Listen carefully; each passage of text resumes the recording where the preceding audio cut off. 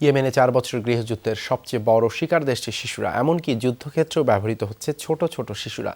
বেসরকারি বিভিন্ন সংস্থার তথ্য অনুযায়ী দেশটিতে প্রায় 18,000 শিশুকে দলে ভিড়িয়েছে হুতি বিদ্রোহীরা। সম্প্রতি এপির এক অনুসন্ধানী প্রতিবেদনে উঠে এসেছে ইয়েমেনের শিশু কিশোরদের বিদ্রোহী হয়ে ওঠার গল্প। যে বয়সে স্কুলের ব্যাগ কাঁধে থাকার কথা, সে বয়সে হাতে তুলে দেয়া হয়েছে ভয়ঙ্কর সব মারণাস্ত্র।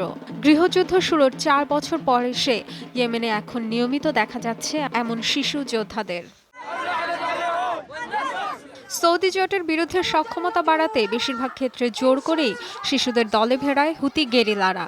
নিরাপত্তাহীনতা কিংবা প্রতিশোধ স্পৃহার কারণে অনেক পরিবার নিজে থেকেও সন্তানদের ঠেলে দেয় লড়াইয়ের ময়দানে।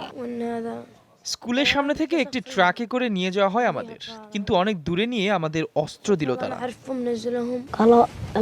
আমরা যেখানে ছিলাম বিমান থেকে হামলা চালানো হয়, সেখানে অনেকের শরীর ছিন্ন ভিন্ন হয়ে যায়।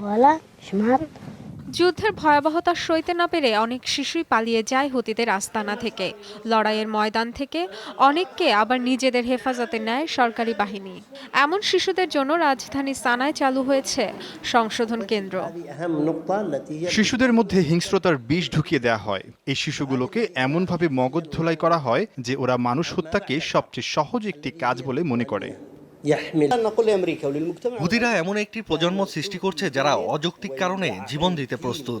তাদের বোঝানো হয়েছে এতেই সৃষ্টিকর্তার সন্তুষ্টি। বেসরকারি বিভিন্ন সংস্থার ধারণা, প্রায় 18,000 শিশুর হাতে অস্ত্র তুলে দিয়েছে হুতিরা, যাদের স্বাভাবিক জীবনে ফেরা নির্ভর করছে ইয়েমেনে গৃহযুদ্ধের সমাপ্তির উপর।